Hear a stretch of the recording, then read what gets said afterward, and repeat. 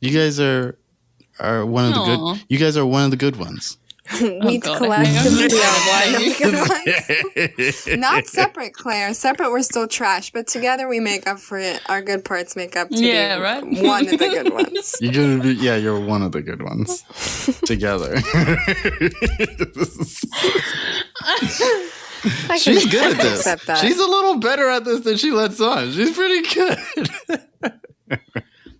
You just don't trust. Okay. No.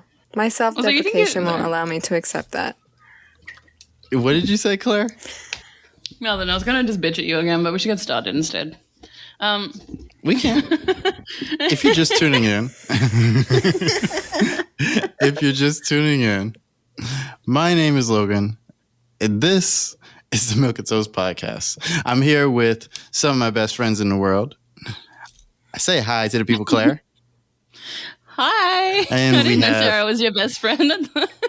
Well, I was just about to say, we have a guest on. So say hi to the people, Sarah. Hi, people. I think that's how you're supposed to do that. Yeah, that's the way. Yeah. Honestly, Mitchell just screams into the microphone, so you're just I was thinking about tier doing one that, straight off the bat. Yeah. Well, Mitchell isn't here today, so you might have to step up. I know, I was going to replace him. No, you weren't. Leave Mitch alone. Both of you. Leave my man. Leave my guy alone. I'll leave the microphone screaming to Mitch because that's his signature. Never thought and no one could replace him. Never thought the day would come where I would have to defend Mitch on the podcast. But today's the day. No, you should say nice things because he's going to listen to the podcast and feel bad. So. Like 8 weeks later. Say nice things. Mitch, I don't want to replace you. Really, please come back. Really, please come back. Don't leave. Before we move on, Claire, go ahead and tell them where they can find us. So we are basically anywhere you can find social media or podcasts. We are at The Milk and Toast. Sometimes we are The Milk and Toast, and sometimes we are The Milk and Toast, depending on how that rolls. You know how it be sometimes. We have an email, which you can email in all sorts of different things, requests, pictures, art, anything you want. Just a friendly reminder that we would love to use any artwork or music or any creations that you guys create on the show if you would like that free representation. No charge, obviously. So that's it's themilkandtoast@gmail.com. I'm pretty sure. I always forget that one. That's it. Thank you. Well, I didn't make it. I just promote it. I'm on Reddit. I'm on Reddit. She says I'm the middleman. Yeah. I'm there. Let's be real. Mm-hmm. I'm still trying to think of discussions, but if you want to come over and at me, and I will check it out, and we will start a discussion. I'm still working all that stuff out. As you guys know, I'm the most social media / technologically illiterate out of everybody on the Milk and Toast. So this That's job what makes is you both the chosen one. I know this job is a challenge. It's just room to grow. I am also the most social though when it comes. I'm not social at all, but when it comes to being able to talk to people, I can be the most neutral, I suppose. I can cop flack, but I also can be understanding. And also, I like when I'm right. So, obviously, that's going to be fine. Oh,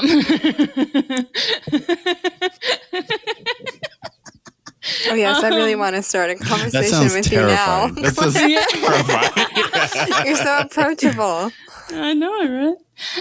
That should be a thing, though. If you guys want to join Reddit, and if you think you can beat Claire. Oh, that's a good one. Do that. See if you can beat her in an argument. Yeah, destroy her sense of self. Yeah, just wreck it. Okay. That was sarcastic. Anyway,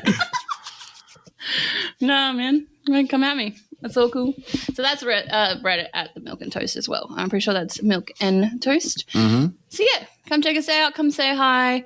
Have a little listen if you feel like it. The episodes are quite long, but at the same time, you don't have to listen to the whole episode at once. Or if you got to drive, you could save them for then. Yeah. All right. So that one. Yeah, that's good. Yeah, I'm good with that. I always end it and then it's just I'm so proud of you. Oh, wait. Yeah. Because you do it different every time. You're getting better. I love it. You know what I mean? I'm trying to work it out, It's my job. But like, see, it's like the best job because I kind of just let you do whatever you want to do about it. Like, I could just write up a script, but like, what's the fun in that? I liked that one. You like that one? Yeah. Sometimes I'll do it and I'll be like, and then just follow us because do it. So we're short a guy today. We're short our beloved Mitchell, our beloved Mitchell O'Nay. We want to give a shout out to him. Hope he's feeling better. He's on a sick day today. You know what I mean? Yeah, that's all I got to say about you right now, Mitch. That's it. I love you, Mitchell. I hope you feel better. I love you, Mitch. We love you, Mitch. Milk and Toast is always here for you whenever you need us. Let's get started though. All right, so Logan's such an off. He's like a little bit dead inside. Like he's I've been like, oh, that's dead really inside sad. Anyway, for the last like 2 months. It's gonna sound like this. You know what I was just thinking about? It's funny because I was thinking about like how dead inside I've been, right? And so the funny part about that to me is that like I've been like dead since we started. Like I've been like trying to take care of my mom, trying to go to work, trying to do all this like stuff. Then my mom dies on me as soon as I like quit my job. I barely could find a house in New York. Like all this stuff is just like happening to me at once while I'm trying to make the #1 podcast in America. Meanwhile, like people are listening to the show. Like we're actually doing really well. More and more people are listening like every week. And I'm just like, we're fucking amazing. You know what I mean? Like the rest of you podcasts could never. Like you really couldn't. And like as soon as like my mental health gets good, and like as soon as like my life starts getting good, right, I'm gonna be fucking unleashed. Like I'm there's no end. There is no limit. What did they say, Claire? What did they say on Mean Girls? The limit does not exist. Like it's just oh my god, I hate that so stupid. I just thought about it, and like he's got that like, no, and he's like, like acting. So dumb. See, this is where Mitch would be good because he could reenact it. He would. Yeah, he would do it. He'd definitely do it. Yeah. I'm not the actor. Mitch would do one of two things at this moment. He would either reenact it or he'd be like, "Oh, Mean Girls? No, or no, he might make a song out of it too. I haven't seen that one. Yeah." He could also burst into song. What? He could also burst into song. Yeah, like a random song from that movie that none of us remember, but he does because he would do like Santa Rock. Yeah, Santa Rock.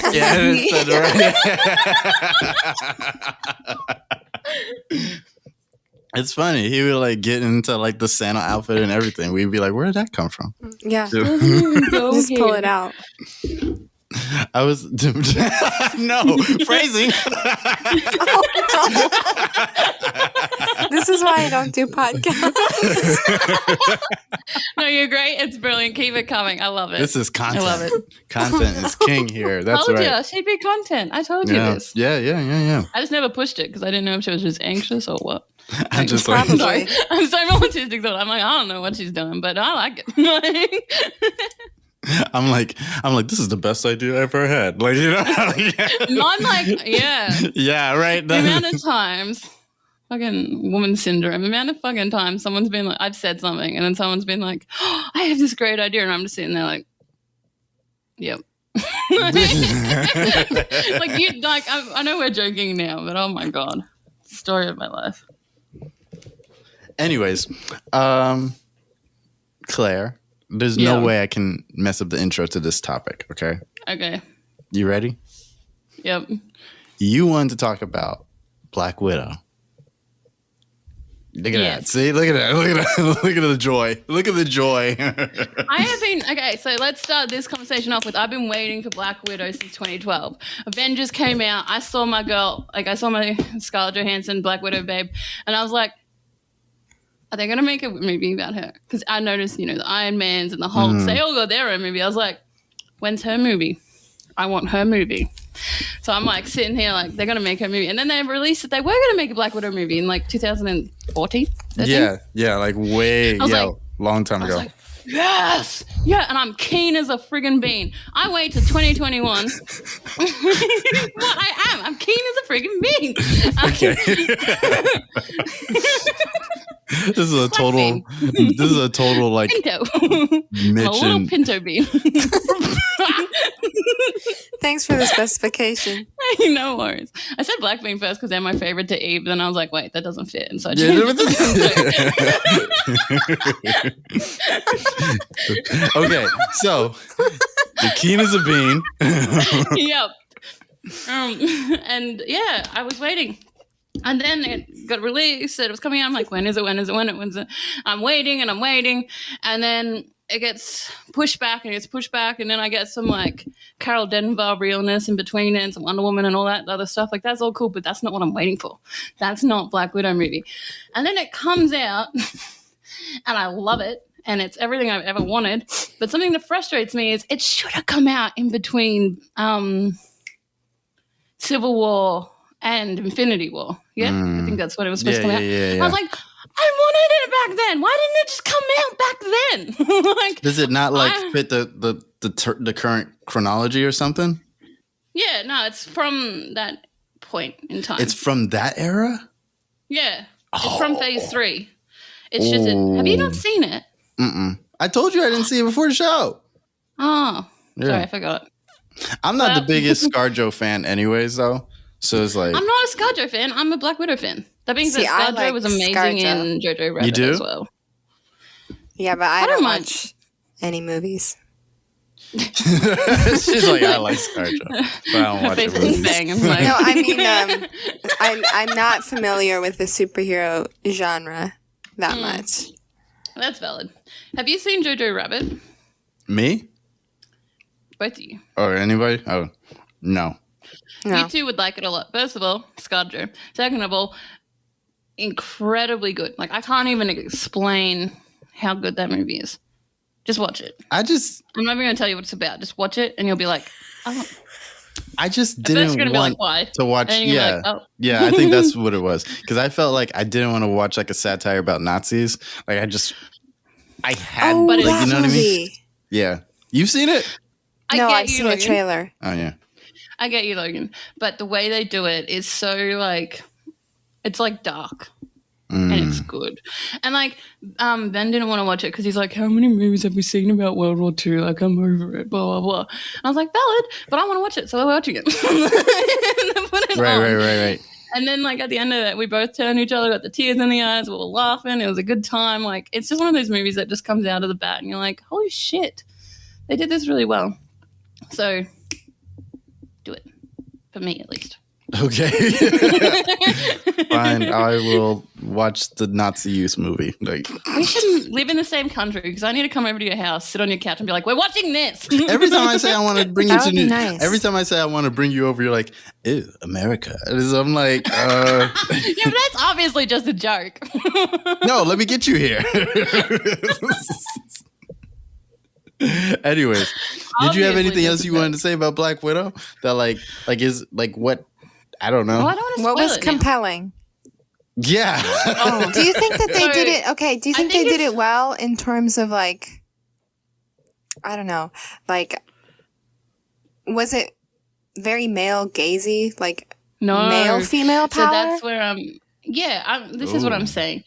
It was majority female to male casting. Which was really dope. There's so many badass women in there. I think Black Widow herself, like ScarJo, has always been a little male gazy, like herself, like especially in like Avengers and stuff. Like she's always been a little male gazy, but the movie did really good at introducing other characters that were women, and they sort of picked on her for it a little bit. Like not picked on her, but like they picked on her poses. Like there's this character in the movie that's really close to her. I won't give anything too much away, but she's all like so posy. Like she just rolls her eyes whenever ScarJo lands in her signature pose, which sticks her ass out and flips her hair. She's like, like she just rolls her eyes, like, you know what I mean? Like lovingly though, because this person is close to ScarJo's character, but So it was like it had a good balance of like I love her, but she's such a dick kind of vibe. You know what I mean? Yeah. So I think they did really good at that. They did really good at relationships. It has your stereotypical Marvel family that's not family kind of vibes, you know, like how you've had your Yondus and everybody else. It's got that sort of vibe to it as well, which they do really well, to be honest, because it's contextual and it's really good. I loved it. I don't know how else to explain it without giving too much away, but I think they did really good at a movie about a woman for women, because it's not just about ScarJo, it's about all the Black Widows. So it goes more in detail about how these little girls get taken off the street and trained as a Russian spy, how they have their uteruses and their fallopian tubes and their ovaries all removed, how they can't be fertile, which like it goes into more detail about what they talked about. I didn't know that happened, like as far as her lore, like her personal character went, you know what I mean? Yeah, no, Black Widows get sterilized. Is there vengeance though? Sorry? Is she fueled by vengeance or revenge? Because that's a very... I was listening to something that was talking about how even like female-driven movies or like powerful women, it's like the male gaze is still put on there, not even with the way that they look, but the way that they react to situations. Like it's all about... you know, kicking ass, getting revenge, and not about like, which is a very typical male way to react to these kinds of situations. So it's like obviously written by a male. Like their girl power or whatever? Yeah. Not even the girl power. Like, like. Vengeance is a very male emotion. And that's not trying to be stereotypical. It's just sort of, well, yeah, we sort of more lean towards protection. And I guess... Or I think vengeance in a different way. Like I was watching... I don't remember the name of the movie. It was about the female who was pretending to be drunk and in order to expose like... A Promising Young Woman? Yeah. And, that was a really good friggin' movie. And she was taking on vengeance as well, but like she wasn't... kicking their asses. She was making them she was making them admit to what they were doing wrong. Yeah. Which is a different type of revenge. She's not just like murdering the person who wronged her. Yeah, I think you're talking about like violent vengeance. Yeah. Which is like murder. Which is very murder. Not to say that obviously like women could never do that. I'm not trying to categorize them, but that's just like in order to be like an empowered woman, you have to like kill them. It's a stereotype that we face a lot.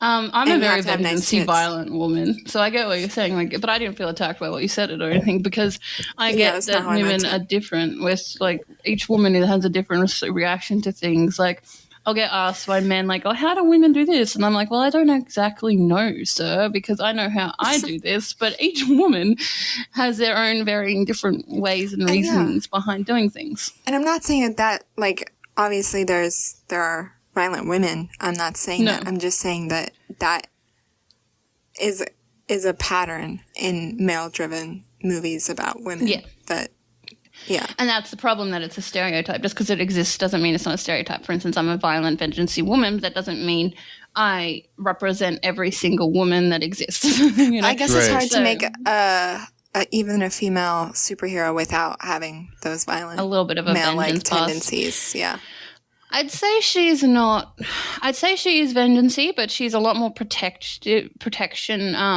motivated. Yeah. So she's like trying to help these other Black Widows.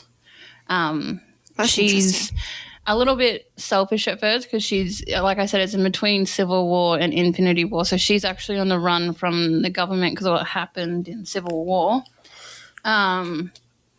She goes from a bit selfish to a little bit more protection based to trying to get vengeance by outing the man who created the Black Widow program. So she wants him dead initially, but then she sort of tries to out what he does. Like she wants to get into his database and like show that like he's abducting like 3-year-old girls and like do spy shit. Like she wants to do spy shit. Yeah, she's doing spy shit. Yeah. I like Sorry that. about the spoilers. I like that about the Marvel movies. Like I said, it's really hard to get though. into without spoiling. I think that it's already happened. I think that ship has sailed away. The ship is. I'm like on the ship, like, bye, I'm on the ship. Okay, I'm so going wait. on the ship soon. How would you? Because I said I wanted to talk about Cruella because we were talking about Black Widow, but I feel like this is a good way to like talk about it because like you guys are talking about vengeance, right? So like, how do you categorize like the vengeance theme in like Cruella then? I just like to start off by saying I struggle with Cruella as a movie in the most eloquent way. They washed down a villain, and I'm so sick and tired of them justifying a villain's actions. You know, why is that even a theme? Why is that even a thing? Like, unless it's something like, for instance, Loki was a lot more like justified from the beginning. But when you have a villain like Cruella, who's just the big bad, you know, she's just a big bad, and she doesn't really have like a third dimension to her. Trying to create a third dimension to her that's like super like sorry, I got distracted about what was happening then. The third dimension to her that it just feels like artificial, you know what I mean? And I can sort of see how that character could escalate into being Cruella, I suppose. But I just I took it as a whole different movie. I didn't even take it as I took it like because there are so many different versions of the character already out there, right? So I didn't look at it even as a prequel. I looked at it kind of like as a like if all the other versions are myths, like this is the like human story because there are no like horribly bad people. Or that's not true. Most people aren't one-dimensional, I'm trying to say. So I think that, I don't know. No, I get where you're coming from. That's not a bad perception on it. So I was like the Cruella in the cartoon, the Cruella in the movie where she becomes a cake. Like, to me, like those were the myths. That and I was like, what the fuck was that? Those were the myths. Yeah. Those were the myths created from the film that we watched, from this person who is complicated. You can, because in the film you can see how on the outside she could be turned into this like one-dimensional evil character by the society around her. So that's how I was reading it. Or that's really cool. But I don't know. I can see where you're coming from though. Yeah, I just got frustrated. It's not like I love villains or anything and I'm like defending the villain. I just feel like sometimes they try and make something into something that it's not. Like they try and like I feel like it's just like a money grab. You know what I mean? Like I feel like they're just trying to drag. It's all money. It's like all the superhero movies are money grabs. And honestly, I'm like over Disney, to be honest. I feel like I agree with Disney. I feel like the sanitizing though of like villains has a lot to do with like the people who write the villain. Like it has a lot to do with like the people who make the movie because like I think there's just like a lot like anti-heroes are in style right now. No, I think like the anti-hero thing is like when you're trying to purposely turn an actual evil person into a anti-hero or whatever. I feel like it has a lot more to do with like the producers and the writers and like how they feel about themselves and maybe how they actually see themselves and trying to like anthropomorphize themselves onto the screen as like I'm not really the bad guy, like you know what I mean, like they're living that out and I can't prove it but I just get that feeling. I just get that feeling when I just watch movies and I know like how movies are made and like so the movies are like made by like real people, so like when I keep seeing the same like when you look at writers, like how many writers like every time they write a book they write about another writer, you know what I mean? So like people like go off of and storytell off of what they know a lot of the time, and if what you know is you and you're a piece of shit, then like you're writing about another piece of shit who it just happens to be redeemable and not really that piece of shit and really had a terrible backstory and like really had bad shit happen to them in the past. You know, right? They had a justification for why that bad shit is going on. Like, you know what I mean? I just feel like that's like some type of unspoken. It's a good thing that Mitch isn't here because like I would ruin his career with the speech. But like it's like I just feel like that's some type of like justification for like a lot of like bad behavior in Hollywood. I agree. I think that's like on the nail. Like I actually 100% agree with you on that because I'm just so sick of it because what's wrong with the hero? Like we're in the era now where villains are more cool than heroes. And as much as you know, I don't really fuck with Superman, to be quite frank. Right. There are so many that I love. Like, there are a lot of superheroes that I love. Like, I still love Iron Man. And people are, like, downing on Iron Man at the minute, being all like, oh, he's just a rich billionaire, blah, blah, blah. Like, so... But he has like an actual. He actually has like an arc, like an actual. Yeah, that's why he actually has an arc. Yeah, he is actually a complex character. That's why he's my favorite superhero. If I had to pick one, Yeah, you're just putting him down because he's a hero, and you want to raise up this villain. You want to give this person who doesn't have an arc, who's just genuinely a bad person, and I know. I am a villain, and we joke about it and whatnot because I agreed with Thanos and I agreed with this other person, but I agree with something they do. Like, I agree with an action. You know what I mean? I don't agree with Thanos doing, like, child slavery and then abuse to his daughters. You know what I mean? I don't fuck with that. Like, I just think, that's you know good to know. I mean? I was concerned. I think he's a bad person. I think Thanos is a bad person. I can just see logic in one of his decisions. You know what I mean? Okay. Because at the end of the day, I'm a multifaceted person. Yeah. I'm a human being, you know, and if anything, I would be an anti-hero. I know it. But at the same time, there's still that hero part of it, you know? Mm-hmm. And I think that when we try and, like, raise up these villains to anti-hero status, when they have no other part of their, you know, being. Yeah. It's just so you think it would be straws more... for nothing? Sorry, you think it would be more interesting if they just delved into the complexity that is evil? Like, had a backstory of all of like her own personal trauma, but then she doesn't turn out to be a good person in the end. That she's just fucking evil at the end. Yeah, that'd be a really interesting thing to do, I think. Yeah, because there is a lot of complex. Like, you can be 3-dimensional and still be evil. The closest they did that was the Joker movie. Like, that's the closest that's what they did. About. But I don't really like the Joker movie as far as that theme goes still yet, because it's still kind of like trying to humanize him and being like, do you think they're doing he was that? pushed to this and this is that, you know? For money because you're afraid? Yeah. Go ahead, Claire. Yeah.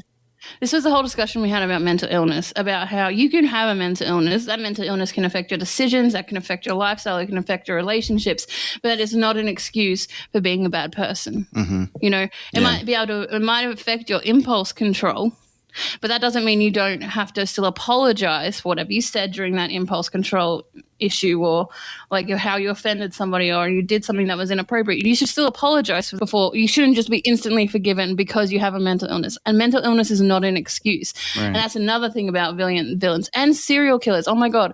I've been thinking about this recently as well. I'm so sick of people idolizing fucking serial killers. These are terrible fucking people who do disgusting things. Like, when I was a teenager, I used to think it was so fascinating. And, oh, my God, I'm such an emo kid. Like, I fucking loved it. I thought it was so interesting. I was like, how could they do this? I love the psychology of it. Now I actually understand psychology. Half of them are just a bunch of incels. You know, it's funny. It's funny you say that like, when you was a teenager, you thought that was really cool because, like, the funny thing is about that to me is that, like, I noticed that a lot of the time people take things that like only teenagers are supposed to think is cool, and then they take that well into adulthood. You know what I mean? Mm-hmm. Like, you're a teenager. You're allowed to like weird shit and like horrible shit.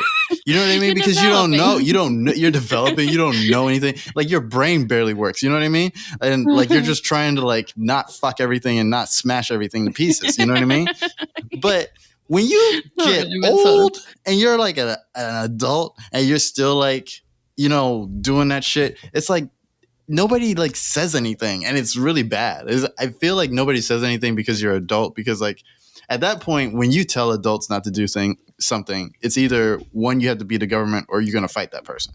You know what I mean? Like if you have no authority, if you have no authority to tell another adult no, you know what I mean? You can't just say, hey, don't do that anymore. It's like, who are you? You know what I mean? You can tell kids whatever, but it's just stupid because like we just take that into adulthood and it's like dumb shit. And so then that's how you get like the Joker movie and things like that. Because like, it's not that we should demonize people who have mental illnesses, but like, do we need the mental health story to be wrapped up in the Joker? Like, do we need that story? Like, that's what I mean. It's like, do we need to use that as the mask of why we're telling this story? Like, obviously, the Joker is a villain that like has like psychoses and things like that. But does that need to be explained by like, I don't know, some like overarching story about how people are mentally ill? Because I feel like it just really stigmatizes like people who are actually mentally ill. You know what I mean? It just like puts us in this position. It's an extreme. Yeah, it's just an extreme. If you only show the extremes, then yeah. I know someone who's really close to me who has mental illness. They have bipolar disorder, and I didn't really know much about it until they started, things started to escalate. But basically, once you get, there's like 2 categories of bipolar disorder. It's like nonviolent and violent. And even if you have like one episode, you will be categorized as violent for the rest of your life. And that will always be on there. And I was just thinking, like, that is so crazy. And most people do think of bipolar disorder as violent to begin with, because that's always how it's portrayed in the media, because it's more dramatic and more like, people love it's an interesting drama. One. But it's and it's really hard, and I felt really frustrated on behalf of this person because I knew how much stigma there was out there because I had been involved in it before that. I had heard people say like, oh, I'm bipolar. They use it casually just to talk about irrational things. And like, how can you approach someone with that and not expect them to receive it in this, extreme way? Like, should I be afraid of you now? Like, are you gonna, flip at any second, when it's really not, it's just not like that at all. Right. No, 100%. I think it's so crazy when you grow up and you see mental illness portrayed on media, and like you sort of accidentally get like, I guess, a stigmatization of what mental illness is. You know what I mean? Like you get like this ideal on what mental illness is. And then you meet someone with mental illness, or you find out someone, like my mom had mental illness and I had no idea until like I was older. Or like you have a friend with mental illness or whatever, and you realize that they're just people. They're just average people who are more often than not have it under control. They're medicated, or they're like, it's very rarely that psychotic break. Like that happens once in their lifetime. They'll have the break. Yeah. And that too, why does it have to be forever like labeled that you're violent, even if it just happens once, which I'm pretty sure usually it does, probably because you're not getting adequate care to begin with, because no one knows what they're doing. Exactly. Right. I have a family member with bipolar who got labeled violent, and I have a family member with bipolar who got labeled non-violent. And in the medical responses to each person is absolutely ridiculous. Like it's so unfair, because even though the violent person, or the person, they're not violent, but the person who got labeled was labeled that way. There's so much more like, more people on deck when they have to go into the hospital and stuff like that. Like there's more medication available for them and everything, and they don't need it. They just were labeled that way. And sometimes the person who's nonviolent, in my opinion, needs it. Sometimes, like, it's just the complete opposite. And I just think we shouldn't be so liberal with our, like, labels when it comes to them, with anyone, obviously. But, like, especially when it comes to mental illness, There's such a spectrum for everything. And every person's mental illness is so unique. So. Yeah. it's so hard too if you are diagnosed as a kid, because there are so, this is a family member too, so it was a personal journey for me, like learning about this. Yep. But it was so hard because, like, if you're diagnosed under 18, there are very few medications that you can actually take. There's like 3, I think. And it takes a really, really long time to see if the medication is going to work for you, because it has to like get into your system. You have to get past the initial side effects and then see how it's going to like affect you long term. But it was just such a struggle, because it's like you can't find any balance, because if it takes like, 3 months for you to figure out if a medication works and then it doesn't, then you have to go to the next one. It's like years until you find the right medication. And if you're developing at that time, there's so much stuff that's changing. There's so much that is expected of you, decisions you have to make about your future. And it's just, I remember just feeling like nobody knows what they're doing. They're just throwing drugs at this person, hoping that one of them is going to stick. They all had horrible side effects. Like, it was just really dealing with the system and learning about the way that how little they medical know. health professionals treat. Yeah, they know so little, especially, and there are even fewer options for kids or people who are under 18. So it's there's a lot of work that needs to be done there. It sucks too when you find, like, with one particular family member that I had, we found a really good psychiatrist, but they worked through the hospital. So even though this psychiatrist was brilliant and was helpful, and the person in my life was able to move on and like get healthier and everything and trust them and everything, after they left the hospital, they couldn't see that psychiatrist anymore, and they were got given to this other psychiatrist who they didn't trust, and who honestly probably wasn't as good at their job. My bad. Sorry. At their job. And like, I'm trying to be so like neutral. Why don't you give them their address too, Claire?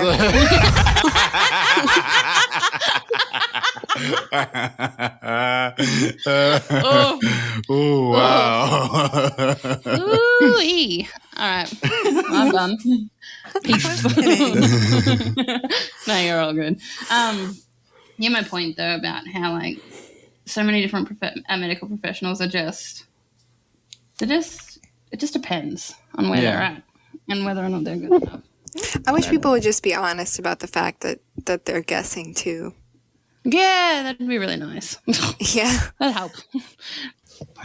Since we're all talking about like the body and doctors and whether or not people know anything about the body, did you want to talk about this big sugar versus fat debate that's going on that I didn't know that was going on? It's not exactly. So it's been going on for a long time. So this whole thing, so doctors and stuff have actually been fighting, those like low fat companies, like those companies profiting off low fat products and everything since like the 80s. So basically a while ago, like I don't have specifics, but a few years ago, when I say a few years ago, that could be anywhere between 20, 30 to 10 years ago. We started this whole campaign about low fat, fat makes you fat, blah, blah, blah, propaganda, all that sort of crap. So they did that. And we all started believing in the low fat options, like thinking that eating too much fat would make us fat. But there is actually scientific proof that fat can be good for us in small doses, and that not eating any fat can have actual health problems. Right. Because, back when we were cavemen and when we were like more older times, English, first language, you got a baby. In the older times, they'd eat the fat off, the meat they were eating, they'd eat the fat off whatever else. So it's not actually that bad for you, basically. Point. And this, yeah. Right. You're good. You're fine. Sugar, on the other hand, is incredibly bad for you. sugar. Sugar. Oh, hi, honey. I'm going to make you. You are trying to replace Mitch. Look at you singing shit. I sing. I can sing too. She's a Sarah, not a Mitch. Thank you. Yeah. That's Mitch's chair. No, just stop it. Hey, I didn't ask to be here. I was coerced. Yeah. Yeah, I was like, what if this is so funny? I was like, what if she just listens in next minute? She has this mic, she's like all set up, just like on the show. I wanted to be profesh. It's you have a guest on. Well, I didn't want to be on it until you told me that I could only talk if you unmuted me. And I was like, you wanted to be on. You know what I mean? Yeah, because I don't want you to control my voice. So here I am. Anyways, what were we saying about how bad sugar is for you? It's bad for your everything. Yeah, I can't fucking think today. I don't know what happened. Oh, maybe that message did affect me more than I thought it did. I'm sorry. Actually, Sarah actually knows a lot about sugar too. So you talk about sugar now. Look at her. Well, I was going to start with fat because there's also a bunch of different kinds of fat, and no one talks about that either. This is true. Unsaturated fat and saturated fat. Yeah, but that fat is unsaturated, and you need those fats. You need good, healthy fats because our brains they need the fats. Can I also say when they do low fat food? So if you get like bloody, I don't know, chicken and rice that's low fat meal from like Jenny Craig or whatever, it doesn't have unsaturated fats in it. It has sugar. Yeah, they replace it for real? because fat holds the flavor. So and when you take that out, in order to not make it taste like totally gross, they throw in sugar and a bunch of other chemicals. Oh my god! Yeah, so when you hear something that says low fat, it's most likely you better check the label because they're gonna dump. They're just gonna dump a bunch of stuff in it. So, guys, it's just better to eat whole foods and not any of the processed crap. Why? If you do, I think if you're trying to lose weight. Now. I know because that's all you eat. It's the processed. I didn't mean literally killing me. I just meant I did. killing my reality. So, if you do want to lose weight or you're looking for like a low fat option, you're honestly better off with like an avocado or like some fruit or like I remember my mum telling me when I was a kid, I was like, I wasn't a kid, I was like a teenager, but I was like, how do I lose weight? And she was like, you just need to eat healthy and move. Like, that's what mum said. Just eat healthy and move. So you eat salad. Like, she'd make me up, like, salad sandwiches and everything like that. Like, she just wanted, like, I'm so sorry. My brain has completely farted, and I'm just over-talking, which I do when I'm, like, anxious. And I don't even feel anxious, but I'm doing it. If there was any place where you could over-talk, it'd be on a podcast. No, but I feel like I'm going circles, you know? Nah, you're fine. No, you haven't gone in a circle yet. Anyway, yet. I usually stop y'all when you do. I have a really hard time with the demonizations of all these like different parts of food. Like carbohydrates were demonized for a long time, especially when I was growing up. Same. Fat was demonized. Sugar is demonized, and like a whole diet has all of these things. They're just in proportion. So taking all the fat out of your diet isn't good. That's not good for your brain. You're going to feel foggy. You're not going to have energy. Taking carbohydrate, and there are different kinds of fats. There's unsaturated fats and saturated fats. Same with carbohydrates. There's complex carbs and simple carbs. They're totally different. They affect your body completely in different ways. Carbs are like the best fuel for your body. It's what your body processes the best. It gives you sustained energy over a long period of time. But people, just chuck them out because media has demonized them. And same with sugar. Sugar Well, like in its crystalline form, if you're just eating it, yeah, it gives you energy for like 1 second. It's not that great. But sugar in an apple with all the macro and micronutrients and the fiber and everything else, it has a place. Natural so sugars. I feel like most of the time no one tells the whole story about food because everyone is just trying to sell the next thing. And even sell weight loss. But instead of saying, you know what, you just have to eat whole foods and move. yeah. Well, not even. Exercise is actually a very small part of losing weight. It's a big part of staying healthy and staying like fit. But losing weight, no, that's mostly your diet. I think that is a little bit of a misconception just because I think what you got to remember is the people who are giving the advice move naturally. So there are actually people out there who just get up and they sit on the couch all day. They don't go to work. They don't move. You know what I'm saying? Yeah. So like I think what you've got to remember is when you're saying that, you've got to sort of like with anything cater to the person. So I don't want anyone out there who's trying to lose weight and isn't actually moving as a person, because I know you exist, and I'm sorry if I'm like targeting you or making you feel bad, but I know you exist because like I've known you guys, like people like you for my whole life. Still love you, think you're great people, but me and Sarah. That no. Hey. Oh, face the fact, if you don't move at all, nothing's gonna happen. You're not gonna metabolize. And that's just a fact of it. It's about the metabolization. Yeah, that's true. You do need I was just clarifying that. But Sarah like, is right. It is more food. It is more. I'm just saying, like, if you eat whatever you want and then, like, you know, going on a treadmill, you burn, like, what? Like 100 calories after, like, running your ass off for an hour or whatever. It's crazy. It's not going to. You should move. Yeah, health is an important part. Or movement is a very important part of health. But if you're just trying to lose weight, you have to focus on food as well. That's all. We need to be more. I think we're focused on food, but we need to be more friendly, I think, to people with slower metabolisms, because like we always jump right to the point where we're like, oh, this person isn't exercising enough, this person isn't eating right, and it's like sometimes this person just has like a really slow metabolism. I have like probably one of the faster metabolisms. Speed. Yes. Crazy fast metabolisms. And I can eat anything. Like I'll eat 2 burgers back to back. You will not know. Like it's just the way I am. Like if I wanted to do it that way, right? It's gross. It's not fair. You know, Claire, we did sit-ups together and he did have abs after like 25 sit-ups. I did. It was great. Gross. I hated it. I really wanted to punch him.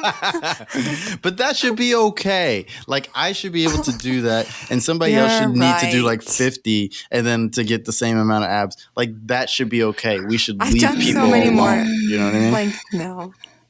Yeah. Most of the stuff that's like really, really bad for you that like changes your brain chemistry. Like if you're eating like a bunch of junk food all the time, then you can become addicted to that, so you don't know if you're hungry or not. So if you like take some of that out and then you're eating too satiety and you're listening to your body saying when it's hungry, when it's not hungry, wherever your body is at that point, that is your body's normal, and trying to lose more weight is bad for you, and then like vice versa is bad too. So like that can look completely different on a bunch of different people. But so like not every woman needs to be under 120 pounds in order to be healthy. Like that's crazy. Like, that was crazy. I agree wholeheartedly. Like I've had such an intense relationship with food my whole life. I've always been me too. Yeah, every like woman in society from like ever. But as a bigger woman, I can only speak for myself in this instance. I've really struggled with balance. When I was younger, it was all very big crash diets, which everybody knows. I think we all know by now not the way to go. Please don't crash diet. And then I became bulimic. Also, do not condone at all. First of all, my breath stank like no one business. Like no matter how skinny I was, ain't nobody coming in near me. Like, oh my gosh, like let that deter you if it's not the mental health benefits alone. Right. Like, it's not worth it. It's not worth it. And oh my gosh. And then after that, it was I tried diet pills. Like, that was a crazy time. So I've just basically messed up my body so much. Like, it got to the point where after all of that, for like 5, 6, 7 years, I actually ended up bigger than how I was when I started out, and I thought I was so huge, which also sent me into a bit of a spiral. But that's okay. I'm living with it. I'm learning to love myself. No, yeah, that's good. But I think it's really important to point out how badly my body got affected by all of that. I ended up in a worse position after all of that because my body started storing fat. Like, it started to hold on to the fat because it was like, holy shit, you keep taking this from us. We actually need this, you know? Yeah. So it's really, really bad to your metabolism and your body and everything. So now I struggle to lose weight like no one's business. And I move. I work in fast food. Like, I don't eat the fast food very often, but like, I work in fast food. So it's like go all the time. So I'm fit, but I'm still quite a big girl. And it's so like, if I let myself get caught up in that, like if I even thought about that, I think that'd just be really unnecessary and detrimental to myself because there's nothing I can do about it. You know what I mean? Because I've already fucked myself. Like, past Claire's already fucked that like situation up. So I just really wanted to share that with everybody because I know there are some younger women who listen to this. Even like, I don't know how many young girls, but I know there are women in their 20s who listen to this. So I just wanted to like say, I get it, you know, and sometimes you just got to accept it to like protect yourself. Your body needs you to protect it. You're in charge of this and you only get one. I think, I had, or I guess still have like some body dysmorphia. I grew up in the ballet world, so there's a lot of messed up things there. Like my teacher started weighing us. Oh my gosh! For costume fittings, which is like your weight has nothing to do with what your costume is gonna, you know. And she used to say like, if you don't lose weight, you're not gonna make it, like all this stuff. It wasn't great, and you're staring at yourself in a leotard, so there's nothing to hide. In a mirror, like I've looked at myself in a mirror way more than a normal human should, because you know, for like 4 or 5 hours a day, that's what you're looking into. So it was, and I did the crash diets, like the low carb, the you know, don't eat for a couple days a week or so thing, also. And it just, I had no energy whatsoever. But I would get compliments for the way that I looked. I was so exhausted. And I couldn't, and it was just crazy to me because I was doing it in order to be a better dancer, but I had no energy. I couldn't move. I didn't want to move. I wasn't happy. So I've also been on a weight diet journey, and I still I was always told, because I'm a little curvy, I was always told that I was big, even though most people would look at me and say that I'm not at all. Nope. And I was joking with Logan too, because in this world I had always been labeled as curvy and thick, and then it became super mainstream and popular to be thick, and then I meet Logan, he's like, yeah, you're skinny, you're not thick, and I'm like, well, you know what? Now when it's a good thing, I'm not even that. What am I what am I supposed to do with that? I get it. So but it was just, the relationship with food was so difficult, because you need it obviously, in order to survive, you need it in order to have energy. But at the same time, there's so much pressure on what you look like. And there's so much, I used to feel so much guilt. Like I would eat something and then I would be like, no, I shouldn't have eaten that. Like that wasn't the right thing to eat. I'm going to regret it later. Like I need to, go run in the morning. Like all of that stuff. So many negative, patterns when it came to food. Like every time I ate, it was like a mental battle thing. And I would be like, no, you can't go back for seconds. You can't go back for seconds. And then when I would, I'd like feel like a failure, like every time. And I don't know. It's a hard thing, your relationship with food. Do you guys believe in like the concept that like what your body craves is what your body needs? Yes and no. Yeah. I think I think if you have a lot of, I think your body is always trying to tell you something and you need to listen to it, but I don't know if you should always trust the original source. So if you're if you're eating a bunch of sugar or if you're drinking a bunch of caffeine and your body is like, I need sugar, I need sugar, I need sugar, you might take a moment to think like, oh, I might be addicted to the way that sugar makes me feel, but this isn't good for me. And then, but if you do take that stuff out, like I've been pretty bad lately, but I used to really try to eat well and eat intuitively, not like measure how much I was eating or measure like what I was eating, but I would like think about like, what am I craving now? Like, do I need carbs? Do I need fat? Do I need protein? Like what do I feel like my body needs?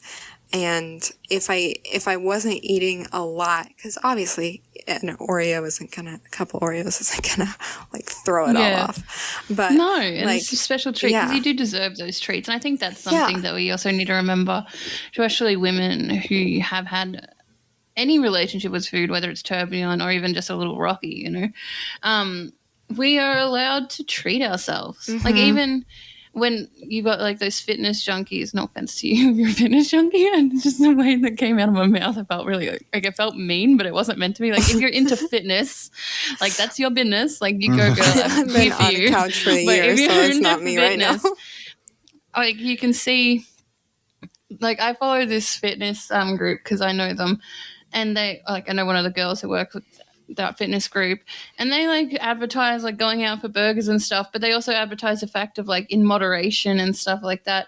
So people like just remember, people do treat themselves. Treating yourself is never a negative thing. That's a good thing too, because you shouldn't, if you feel like you're deprived, then that's how you start. It's depressing. Like it sends you down, you spiral so quickly when it comes to that sort of stuff. I just think like the ideas of good and bad should be taken out of the equation. Like good foods and bad foods. Like food is food, and then it's like what you need and what you don't need.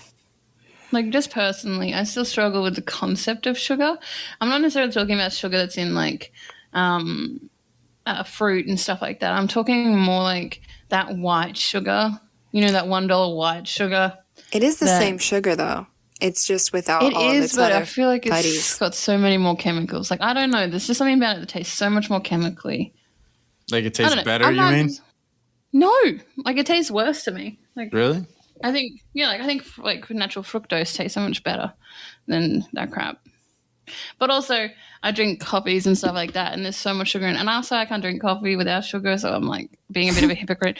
But like I just have I'm just concerned about it. You know what I mean? And I'm not concerned about it because I'm told I should be concerned about it. I'm just concerned about it because like when I drink too much of it, I feel sick. And like it tastes off to me. Does this make sense? Like I'm not trying to be like propagandary and like what Sarah was talking about being anti-sugar. What type of sugar is this? Are you like cheap? Is it like, you said $1? Is it like $1 by a pound or like no, like the Domino sugar, like the random like the table sugar. Oh, Domino sugar is horrible. I don't like that brand. That's gross. That's the first one I just thought of. Well, that's the one I don't like. It's a brand like that. It's not that brand because I'm Australian, but it's like a brand like that where it's like just you like average cheap table sugar. Table sugar. Yeah, you have it on your stuff. I get the regular like Great Value Walmart sugar. I think that's all right. Good like for you, mate. Like, well, I'm just saying there's options Thank you out for your there. contribution. Like, you know what I mean? my point is, I think that we as a society have a weird relationship with sugar. I think sugar is necessary. I think what Sarah was saying about eating whole foods is basically where it's at. Yeah. But at the same time, I think, I see people who put sugar on like friggin' their spaghetti and crap. Yeah. And I'm like, It's why so the weird, fuck would though. you do that? If you really think about it, like, you wouldn't take out like just the fat from something and just eat that. But like you've taken just the sugar out and you just like you wouldn't take the carb out and just eat that, or the protein out, or you know. And if you stare at a tub of lard, like that is not appealing. But sugar is because sugar else. tastes good. Like all those things you named don't taste good. Yeah, I guess. You say yeah, I can say what I want to say. So I think, I don't know, I just struggle with it. Let me guys know. As Maybe a person, this can be our first Reddit poll. What are your guys' opinions? Yeah, you should do that. You should actually do that. I'm trying to do a bit. I mean, I show, think that normal sugar is better than... Sorry, Sarah. I think that normal sugar is better than fake sugars, like sugar alternatives. What do you mean by normal sugar? I agree with that. Okay, like the table sugar is better than I agree like with that. Sweet and low. I hate like the Splenda and the sweet and low. I think that's so bad. I don't mind sweet and low. There's Like sweet and low is the one I don't really mind. It's the aftertaste. I don't really taste it that much. It's really just weird to me that it's chemicals. It's like cocaine I guess it's white. hard. So much of our food has been like lab altered now. Mm-hmm. But it's good. Like I love a banana. Like some of it's okay. Okay, do you guys know what I'm talking about when I say space slavery? Hell no. No.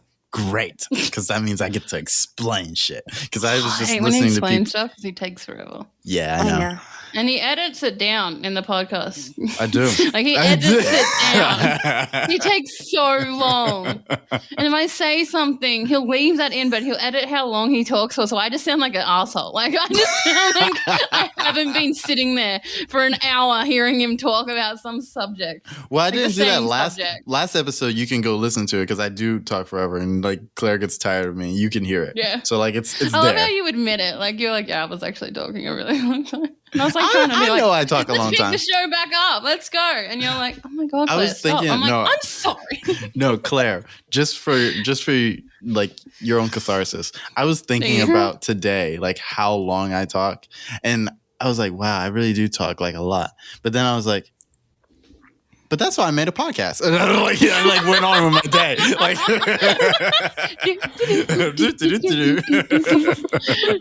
Like I was totally fine with that.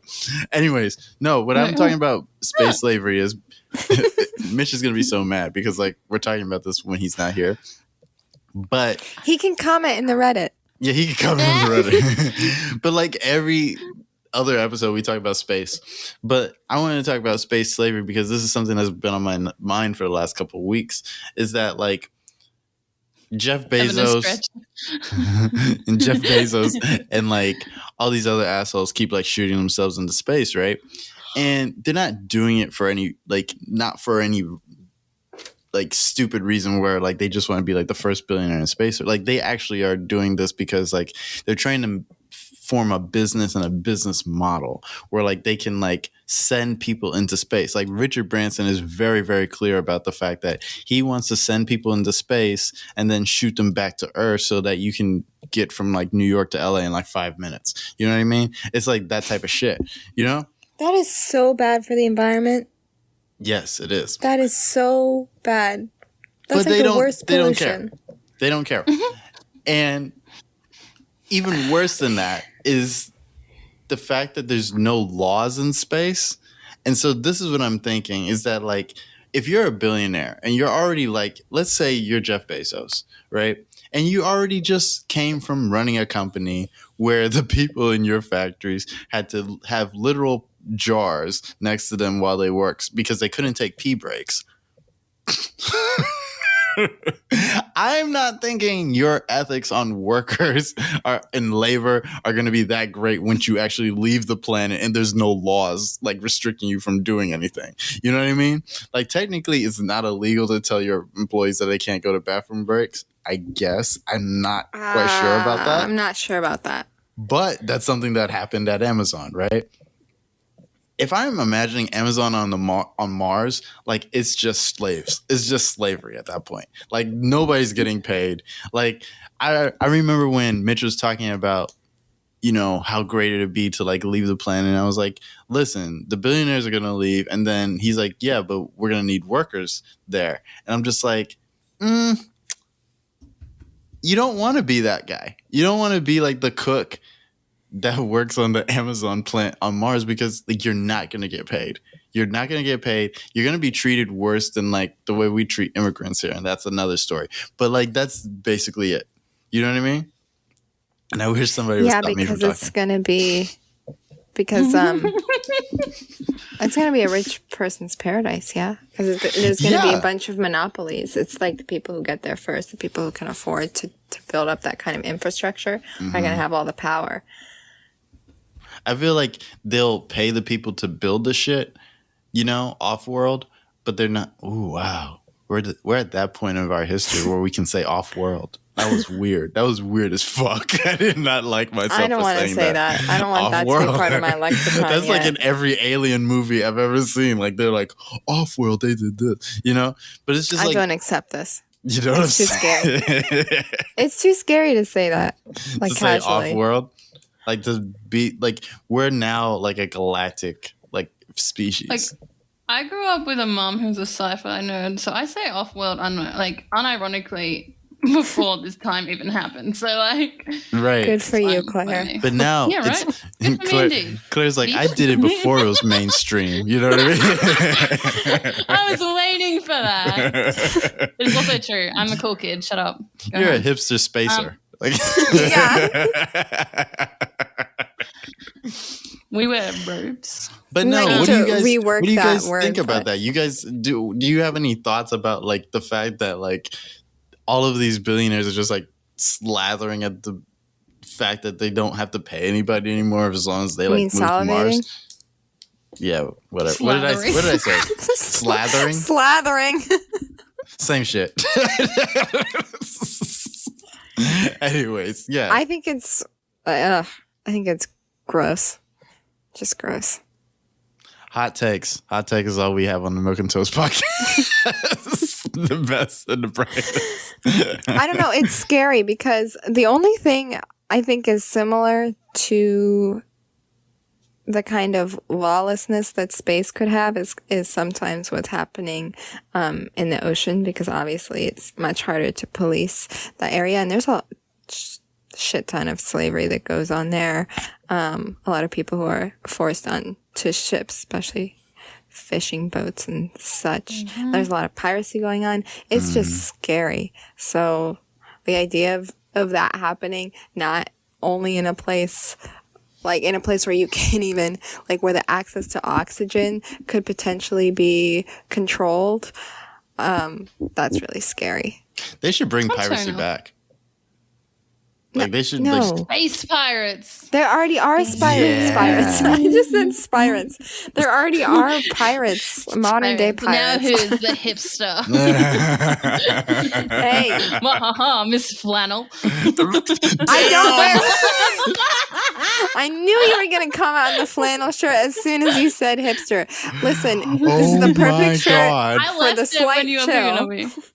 It's the slight chill. I never wear flannels. This is a one-off. Now's the time we're going to call out the fact that I wear flannels like all the time. Yeah. When I wear clothes, that is.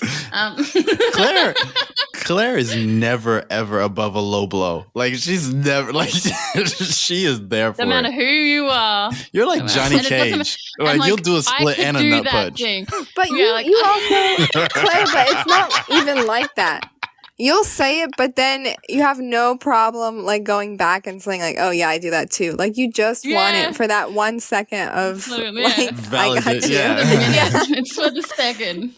It's for the bit. Like, it's always just for the bit. Like, I can respect that. Yeah. You can only respect it, though, because I'm not, like, above being like, yeah, no, that was fucked. Sorry. This is what I meant by they should bring pirates back. Because, like, right now we have, like, little mainstream pirates. Like, you get a pirate and he's, like, in a little skiff. You know what I mean? He's, like, in a little speedboat.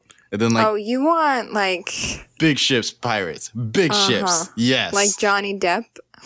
Yeah, except he's, like, instead of, like, a frigate, he's like in a cruise liner, and he's like, nah, your shit is my shit now. You know, run that. Okay. And why? What will this accomplish besides saying, future cinematic opportunities? Cool. Thank you, Claire. Thank you. So I didn't have to explain it. It is really cool. No, I still need explanation. Now you can both explain it. Well, think about it. Like, everything in the world is like updated except for pirates. Like, why are pirates still like living in like? You just go on like pirate ships and like loot other like ships. Like you just go on and you loot the other ships and you steal all their supplies because you know how it's like similar to like on Earth where like. Can it be a Robin Hood type situation? A little bit. I mean, if you want sure. to. You're a pirate. You can do it on whatever you want. Oh my god! Have you heard the story about the female pirate who just like came in and like fucked shit up for people? Who? What's her name? I can't remember her name. Oh my god, I'm gonna Google it. No, because I used to play the Assassin's Creed game, and then like they had like pirates in that, and then some of them were female pirates, and then like there's that show on Stars. I just googled female pirate that fucks shit up. Is her name Mary something? It might be actually. That triggers. Yeah, I think I know. Not who female you're talking pirate about. costumes. I'm not fucking. It is that time of year. It is that time of year. Mary Reed, I think I've heard something about her. Yeah. Yeah, she was pretty dope. I like her. So I've got this list up right now. There's Anne Bonny. She was an Irish pirate operating in the Caribbean and one of the most famous female pirates of all time. The little that is known of her life comes largely from Captain Charles Johnson, A General History of the Pirates. Born in the Kingdom of Ireland around 1700, Bonny moved to London and then the province of Carolina when she was about 10 years old. She then married and moved to Nassau in the Bahamas, a known sanctuary for pirates. Around 1715, it was there she met Jack Raham and became his pirate partner and lover. Oh, you're boring. Pirate partner. I would become a pirate just so I could say I have a pirate partner. Yeah, we're going to be a pirate partner. I love alliteration. Listen. Sorry. That was not the point of that. This one's my favorite. Okay, I just want to say this one because she's who I'm talking about. She tended to be a man so she could like fuck shit up. Mary Read, also known as Mark Read, was an English pirate. She and Anne Bonny are two of the most famed female pirates of all time, except for Anne Bonny's just a pirate partner. This bitch. She and among a few women have known to have been convicted of piracy during the early 18th century at the height of the golden age of piracy. Reed was born in England. She began dressing as a boy at a young age, at first by her mother in order to receive inheritance money, and then as a teenager in order to join the British military. She then married upon her husband's death, moved to the West Indies, and met Jack Raham. Hey, that's the same motherfucker who was with Annie. Her time with I can't. This doesn't say it, but she like took over the whole like pirate thing. I can't even. I hate it. I'm over it. Don't laugh at me, guys. I'm over you, but stop it. You know, we're laughing with you. Yeah, no, I'm not laughing. So Claire, maybe you should. Claire, maybe you can become a space pirate. I will. That's what I'm going to do with my day, and Ben can be my pirate partner. But you know, I just think that's so scary because you already have people who like use water to control other, like access to water to control other people, access to resources, blah, blah, blah, blah, blah. But one thing we can almost always depend on at least is oxygen for now. So I just can't, like, if you are in space, you could, and you're the one who's in control of that technology, you could potentially literally control the air that people can or can't breathe. Like, that's terrifying. You're getting it's all terrifying, to be honest. That's where the piracy comes in. That's where it's all like, yo, That's where Claire comes in. Run me that air. Oh, does Ben get to be your pirate partner? Yeah. I'm gonna dress him up. No, I'm kidding. I'm You're gonna dress him up. You should dress him up. You give him 2 eye patches, and one of them is like stays up, but then you like put one down when you like extra bad. You know, you're like, you can't see this. Like you're just like just flip it down. Honey, put down your eye patch. Big head. Like, my oxygen. Shut up. He can hear you.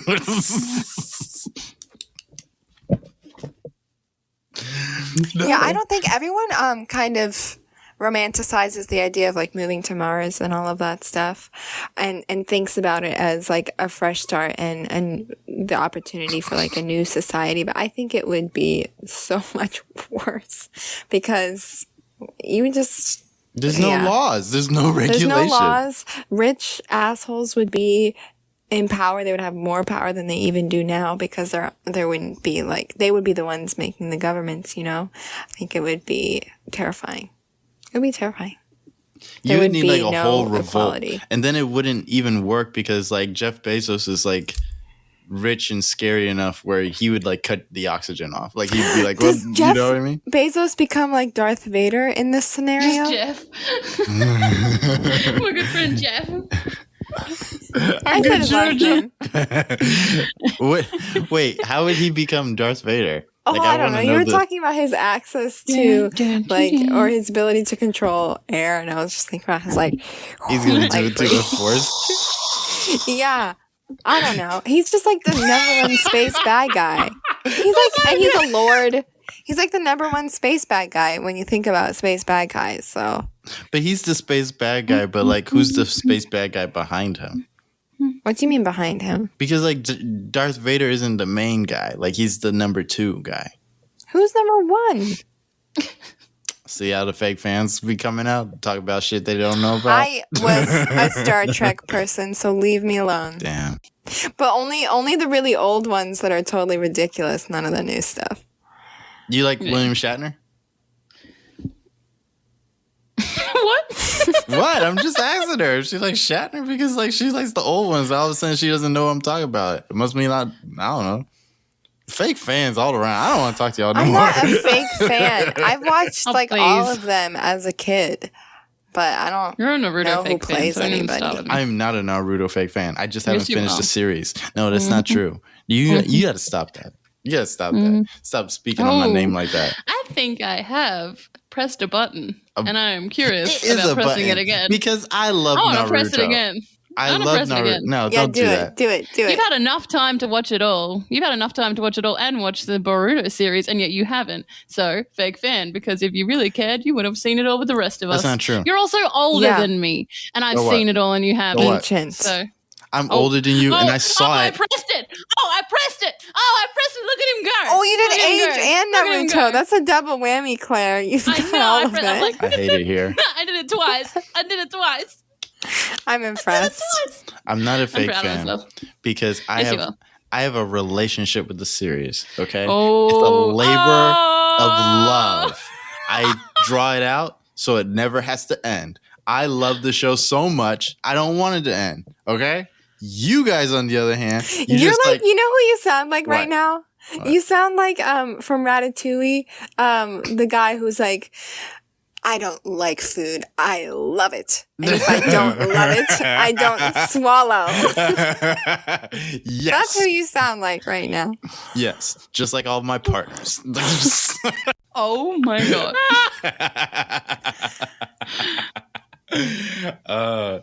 Spicy Logan from episode 3 is back. How dare you say that? Spicy Logan from episode 3 is back. No, this is just... I don't know him. I'm so uncomfy. No, I don't know him. Not anymore. How dare you out Sarah that way too? Like, hey, what the fuck? No. Claire! I'm sorry. I forgot. You're just his best friend. Like, yeah. Oh, man. From like the start of the show, remember? Yeah, I didn't say that. He did. Yeah, really. We're just buddies. Buds. I It's love real how, good buds. I love how on this show sometimes I'll say like the worst thing imaginable and Claire accidentally tops it. Like just like Have you guys seen Community? No. Okay, never I mind. don't watch Then. that. That's valid. Whatever. That's valid. The way you were talking at me like I was trash watching, and I was like, I'm not judging you. I just asked a question. Like, fuck, man. Get off my back. No, it's just, I don't know. Community just has that type of humor that I just can't with. Like, it just. Fine. That's fine. Yeah. Let's move on. It was only like a split second question. Have I pressed the button about Community here? No, I'm just like, I don't get you sometimes. What? What's good to get? Oh, you're just like get really defensive every while you don't like a show after I'm all like, all right. No, I just, there's super fans out there. I want to explain to them why I hate their shit. Explain shit I thought to you them. didn't care what people thought, Logan. Yeah.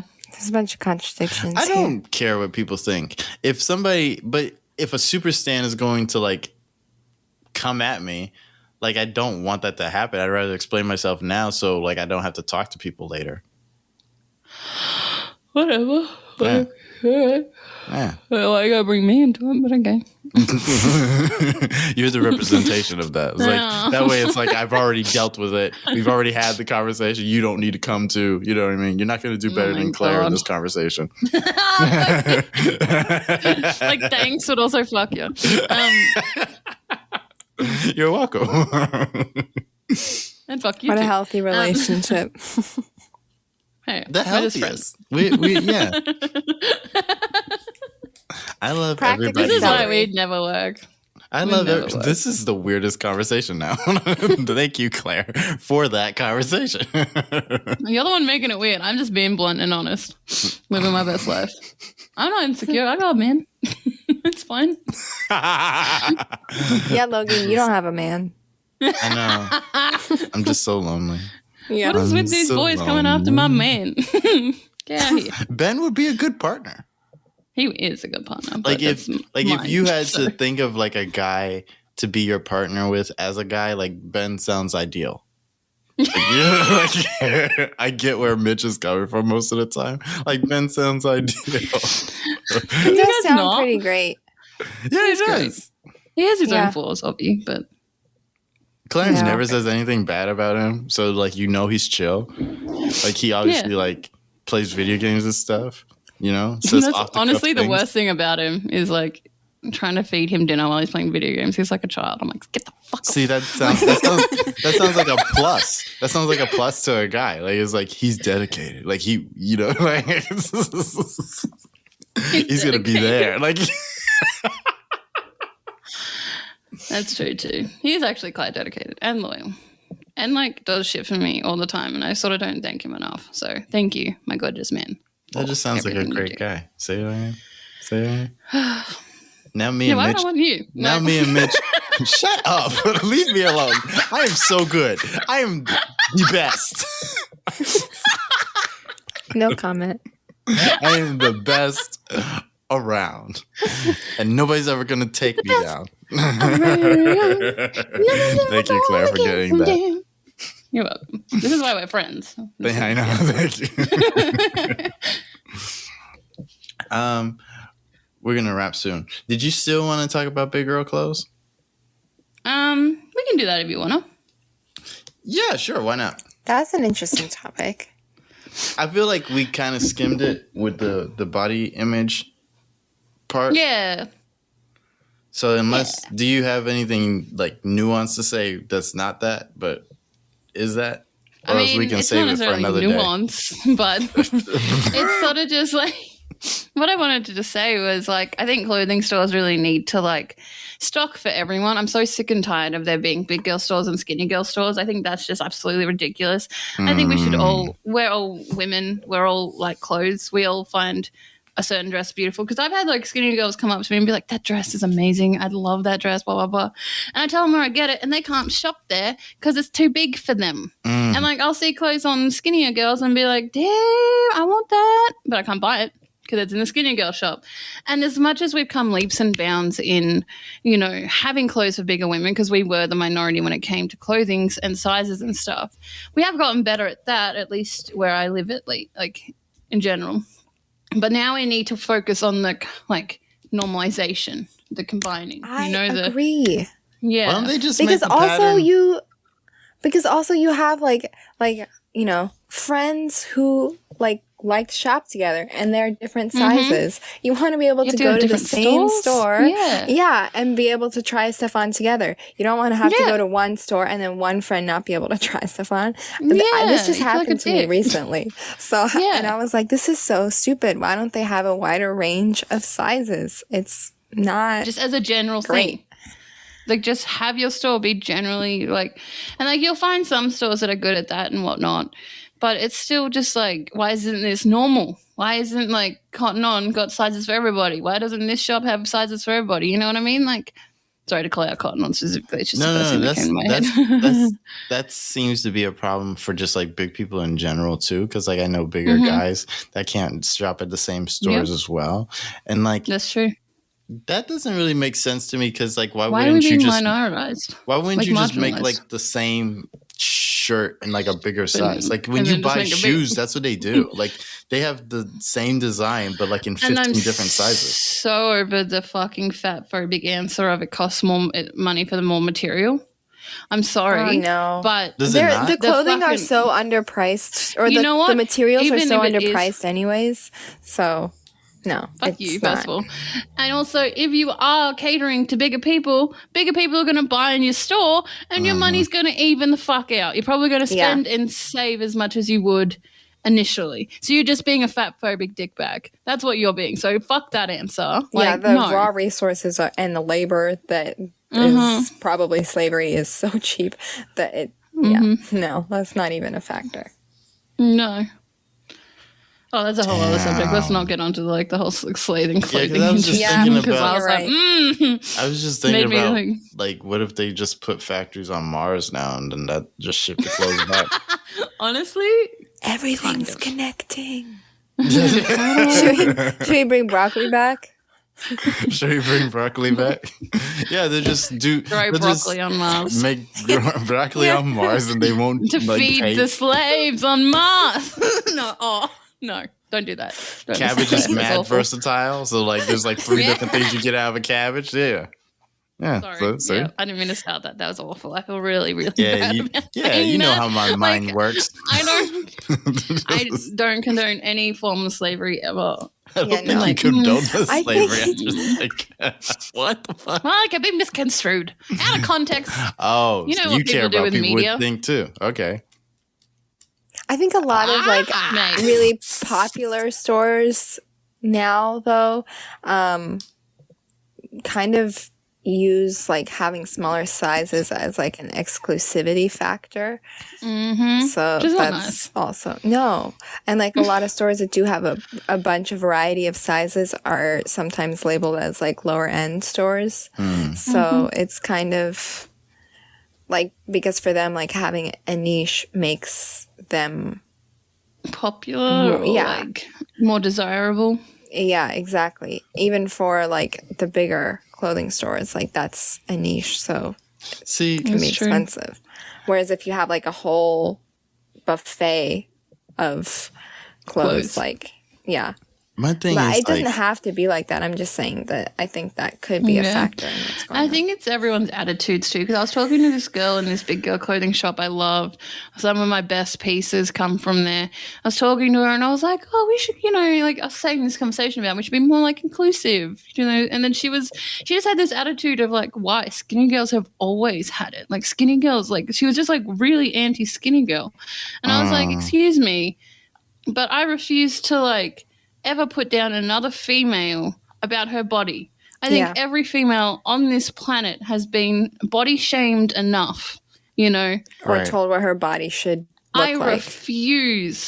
I refuse to even be mad at someone over their body shape. Like, I'm just not even entertaining that, because it's that level of jealousy that feeds into the male gazy bullshit that we hurt ourselves over, Like, I've already spoken about how toxic my relationship with food and my body image was when I was younger, I have no idea what that skinny girl's going through. For all I know, she's anorexic or bulimic because of what this whole mindset is doing to us. So no, I was going to say, I don't know. And I was like, I don't know a single woman, no matter what she looks like, that hasn't struggled with body image. Mm-hmm. Like, we shouldn't be ganging up on each other. Yeah.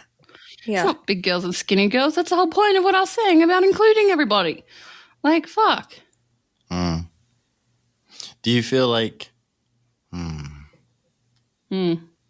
I know. No, because what I was thinking about is like, it's tough because I feel like part of that comes from the way we advocate for things now anyways, is like we always have a bad guy, you know, and not even necessarily a bad guy, but like on this particular subject, it can be hard because it's not like the skinny girls were the ones that made the clothes. You know what I mean? No. It was like, like they're just wearing their clothes. You know what I mean? And sometimes I think it's like they have that privilege and that's fine, but you shouldn't be necessarily mad about someone being ignorant in their privilege when it comes to that sort of thing. I think you should be mad if they're like being cruel about it. Like if the skinny girls are like, haha, I can wear this and you can't. Like, fuck you, bitch. Like, I think if you perpetuate the system, like you can get upset about it. But like there's like no way not to perpetuate that type of system because like I gotta wear clothes at the end of the day. So that's what I mean. Like it's like, what do you want the skinny girl to do? Like if you want, it's good to recognize that there's something wrong though. Like you can be like, I think I'm fairly thin and I'm not just like,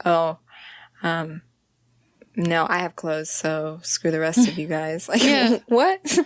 Yeah. Right. And like you were saying with your friends and everything, like, like you're not saying fuck your friend because she can't. No, I'm saying there should be more options. Like, there should be more options for everybody. Everybody should be able to wear nice clothes. It's honestly the big, like, no offense, but this is just my experience. It's honestly been the bigger girls who are more nasty about it than the skinny girls. Because I have skinny friends who've been nothing but lovely to me and advocated on the fact that, like, they want me to be a part of what's going on. And I've had some shit ones that are like, you should lose weight. But I've also had some really good ones who are like, oh my God, I can't believe there's nothing here for you. Like, this is so terrible. And like, they've been like upset for me that I couldn't fit into any of the clothes that they were trying on. Like, they were upset for me, which sort of pissed me off in itself. But you know me, I get pissed off when I get embarrassed. I get pissed off about a lot of things. None of it's like, not all of it's negative.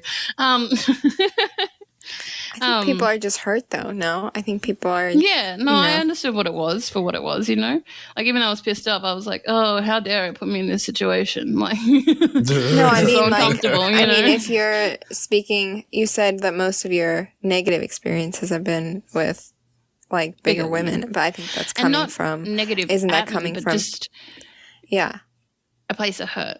Yeah. And I get that. Like, I've been there. I'm obviously understanding of that situations, but that's why I've always been like, well, maybe, you know, it's not us versus them. Maybe it's us versus them, you know, like all of us versus who's doing this to us, who's making these companies, I mean, who's I think putting out this image. Just in general, it's really hard to find clothes that fit well. I also struggle. I can't find, if I find a good pair of pants that fits right, I'm like, oh my God, this is incredible. Because most of them don't fit my body type too. Like, I had a friend who had a mental breakdown. And I remember getting a bit annoyed at her about this because I was 16 and dealing with body image issues, but it's still valid in her own right. She had a breakdown because she was shopping at this clothing store who had Asian size smalls. So you know how the Asian sizes are a lot smaller than even like the Western sizes. And she was like, I'm a size small. Like, it was just in her mental. She's like, I'm a size small, and she couldn't fit into these bloody pants.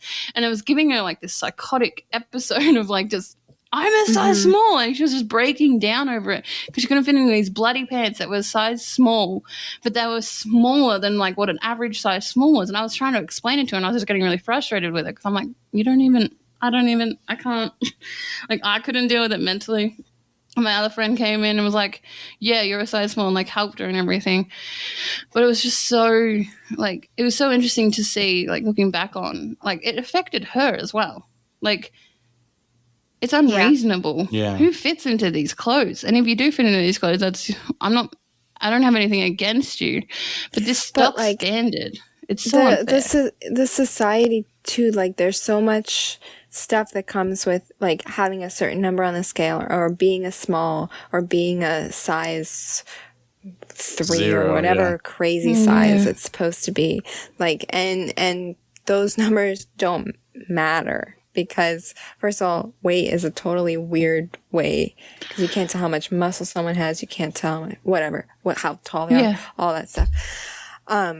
It's not a measure of health by any means. And then, like, same with a size. So many of the, like, different clothing brands, like, sizing is so arbitrary, first of all.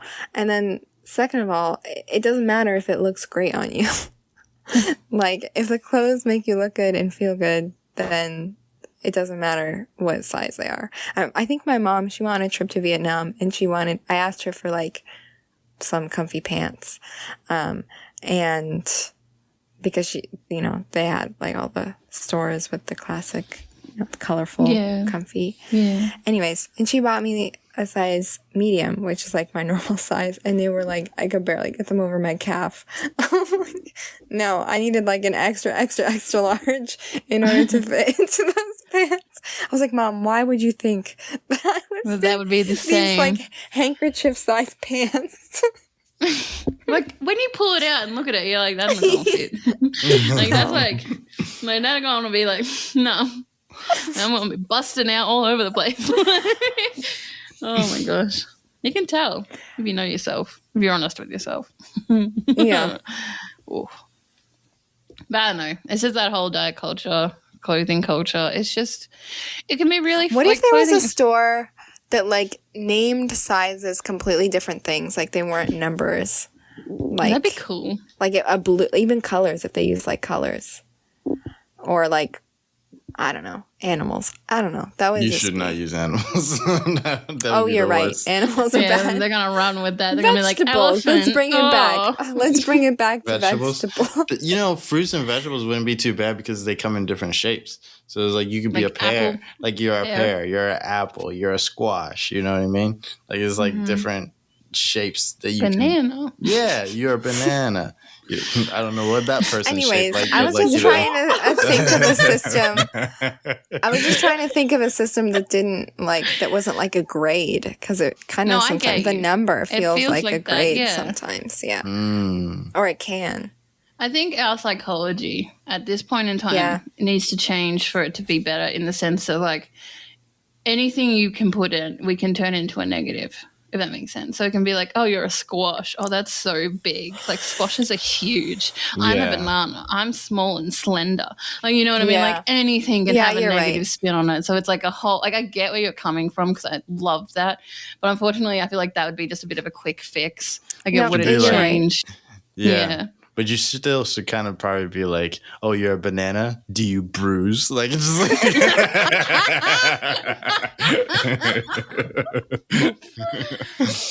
We always have burns. Huh? Like I was watching this. You can always have a burn though. I was watching this show the other day, and the chick was so like I was not expecting it at all. I was out of left field. There was this tall girl. She wasn't that tall. She was just like 5'7", 5'8", but she was taller than some guys.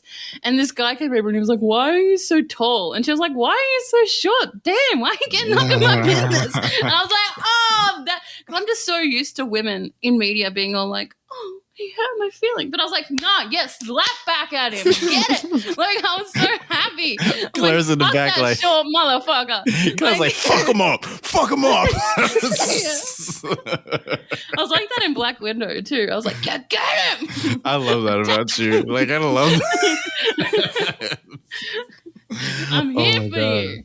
Oh my god, you ever need like a support team? Like, I don't like how they make all like insecurities. Like if you go into certain stores, all the big women in clothing is animal print. I just think there's something subliminal and fucked up about that. Right.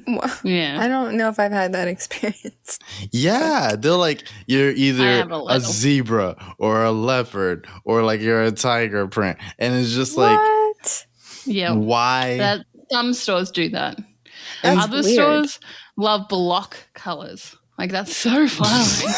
Like, what do you mean by a block color? Colors. Like, one color. Like, hot pink or red. But there's no, like, pattern. There's, like, it's just, like, a T-shirt. There's, like, a plain-ass, like, T-shirt. Like, when you get, like, a white tee or something. And it's not even tight. It's just all blocky. And it's, like, makes you look bigger than you are, to be honest, because it's all blocky. And it's, like, just one color. It's, like, blue or red or pink or, like... Yeah, it's just ugly. Not to just like disparage anybody who likes wearing those patterns or anything like that. I mean, I like block colors. Well, I meant, that's fine. I meant like the animal print. I meant the animal print. Like designated to you. No, not to disparage anybody who likes that. Like, if you like that truly, like, keep wearing it. But I just feel like putting everybody in that box is like, you're a fierce animal, wild animal. It's like, what? Like, those are big animals too. Like, you know, it's not like you made them a bird. Like, you know, it's like you made them like a horse or like the biggest cat you can get. A zebra. A zebra is a horse. Oh, okay. Yeah, like these are big animals, and then like you're like. You're not really saying anything. Like, it just always rubbed me the wrong way. When I just don't like animal prints in general. It is, you know, it's a thing. You know, some people do it. Some people do, and that's valid. I don't. It shouldn't be like. I know a person who loved leopard print, and she had this, like, you know how leopard print can look really trashy. Yeah. She just had this way of making leopard print look so. Like, really classy. And I had no idea how she did it, because if I did that, I would look like the biggest trash bag. But she did it in such a way. Off either. But she just pulled it off. It was just her skin tone was perfect for it. Her, like, way she did her makeup and her hair and her jewelry and, like, accessorizes. I'm not saying that. Everything. Yeah, I'm like not saying I've never seen like someone wearing animal print in a way that I've been like, oh yeah, that really works. I wouldn't mind like accenting, like, isn't my thing. I wouldn't mind like accenting like hyena print or something. You want a full fur coat, Logan. You want to go all the way. Not a real fur coat, but like a faux fur. And I want a faux fur coat, but I'd want like a faux fur like robe, like not even a coat, like a robe I can wear around the house and just be like. Yeah. I don't think those exist. That's what I was looking for on Google. Oh my god. I was like holding it, and then Sarah was like, "Oh my god!" And I was like, "I know." It was gonna be good. I was gonna be glorious. I'm just gonna walk around the house looking like a lion. I love it. You're gonna be fucking glorious. Hey, Claire, can I get some of those eye patches you were gonna get for Ben? Let's wrap up the show. You guys are great. I love you, and I'm gonna get my fur coat. And just like, oh shit, that reminds me of John Mulaney, who obviously is like knocked up Olivia Munn. That was so much. I read that and I was like, oh my god, that's actually like he's just gone off the rails. Like, I reckon that happened. Is he, like, I feel like he's living his best life. Well, he didn't want kids. Like, he said he didn't want kids. And then him and his wife. Not what they said. They said they don't know if they want kids. And that's different. And everybody just ran with it. I'm not against John. I'm just saying, like, that's a lot of change. Like, I know he was coming out of rehab and whatever, but I feel like that's a lot of change in a short amount of time. Like, that's a lot of change in a short amount of time. Like, that was like a lot. I think when you're with psychologically. We might talk about this more in another podcast, but I think, like, when you're with a different person, like, your life changes. People were, like, all up in arms, and they were like, oh, he had a baby with Olivia Munn, and he would never do that with his wife. So horrible. And I'm just like, there's a lot of people that I would have a baby with, and there's a lot of people I wouldn't have a baby with. That's not weird. It's not weird to meet the person that you would have a baby with. It was how it sort of happened. It was sort of how it happened. I don't know anything about this. Well, I don't know. I feel like... Let's leave it, because I have varying opinions. And I've got to go eat lunch, and it's, like, late. Let's go. Okay. Anyways, we'll talk about this another time, because I actually do want to talk about John Mulaney and relationships and all this and that, but we'll do it another day. Let's wrap up the show. It's that time.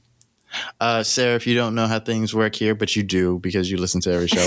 I don't want to say anything. No, you got to say something to the people. Do you have anything? She's gonna do that. I know she's gonna do your thing. Yeah. Sarah, do you have anything else you would like to leave the people with before we go? Just say no. It's just, whatever you want to talk to the people about, whatever life lesson you learned on the podcast, whatever, you feel like you need to expound upon or clean up, I guess take the time to try to listen to your body a bit. Maybe. Oh, whatever that means. I like to that. You.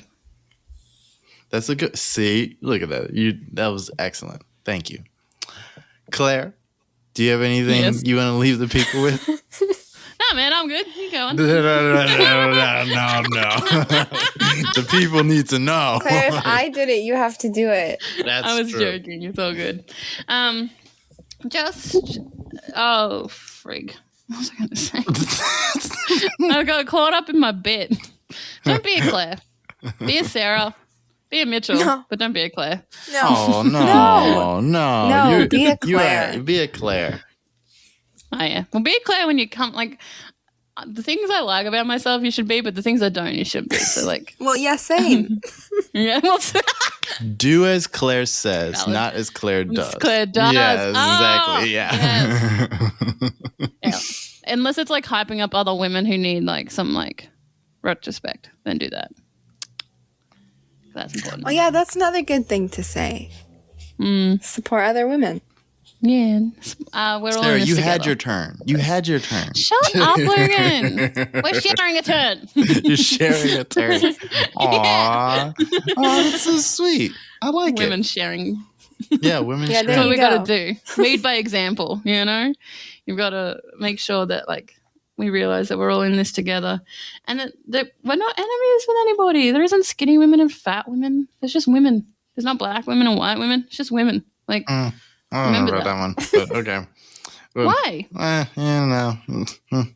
No, explain it to me. Go on. Well, because This there's is not. We're here to learn.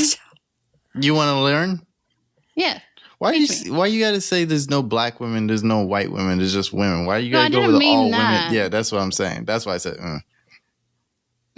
Yeah, I meant- so that's go ahead. But there's also our skinny women and there are big women.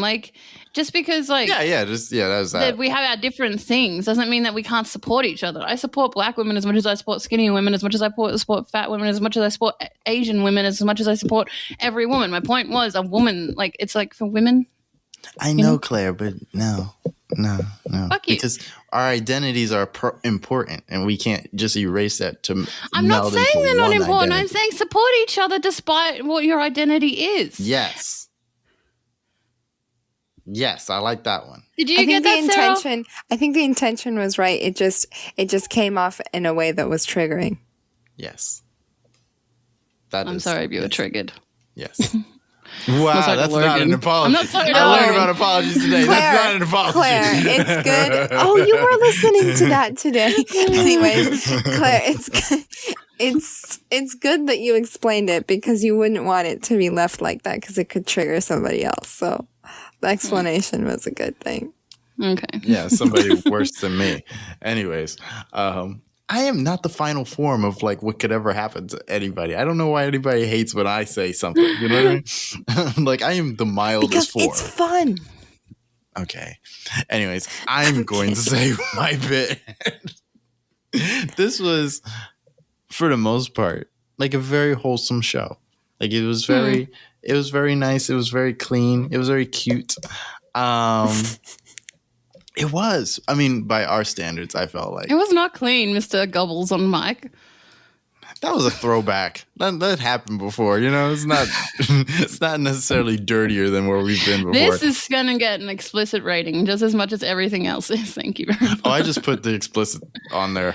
Perfect. I'm the one that puts it on there. Really? They didn't know ask you. Yeah, they ask you if it needs to be explicit, and I just be like, Is that Yeah. a crossing your T's type of situation? yeah, it is. So I figure since we say fuck, I put explicit. It is We can't have video. Why not? Every 5 minutes, I'm like, It's everyone's endearing, Claire. fuck everyone. I hate them. Yeah, it's real punk rock. I like it.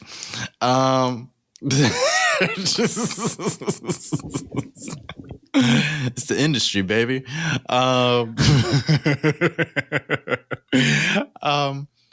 What else do I have to say? Yeah, let me wrap up here. I want to thank our first and accidental guest, Sarah, for coming on the show. Yay! Yay! You did excellent today. Thank you. I did all okay. Thank you for coming by. I think you did good. I think you did. I think you did better than me. I want to shout out Mitch again because I just have so much love for him anyways. You love him. I love Mitch.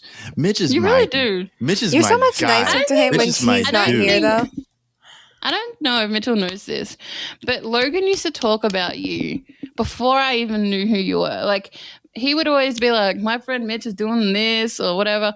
Mm-hmm. Like, I remember him talking about how he would, like, I can't remember the context, but he was like, he's Haitian, I'm Haitian, he's black. Like, you know what I mean? Like, it was like this whole thing. Like, I don't know. That was like an exaggerated example. Yes. But it was like, he was just talking about how much he feels like Mitchell got him as a person. So I just wanted to let Mitchell know that, like, as much as Logan is a dick, you are definitely one of, like, apologizing on Logan's behalf.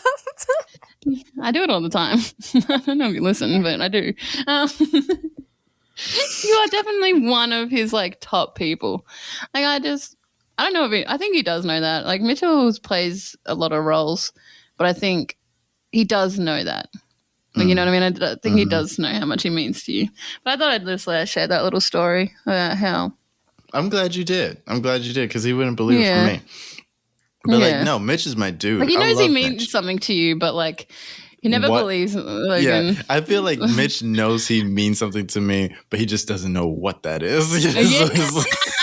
And I feel like that's how everybody else treats me and Mitch's relationship. Like, why are we together? Because separately, we are completely different people. But if you get us in a room together, like, the vibe changes. There's like a click. Yeah. It's really cute. It's really nice. It's totally different. So like, I get Mitch on like his weird shit, and he gets me on like whatever shit I'm on. So like, I just always loved that.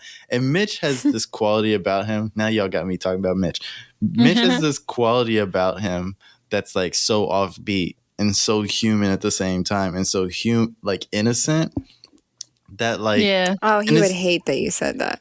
Well, he's not innocent. He would, but it's true. Can you stop hitting flies on the pod? Thanks. Can you just let them float around stop hitting flies. No, man. No. His face.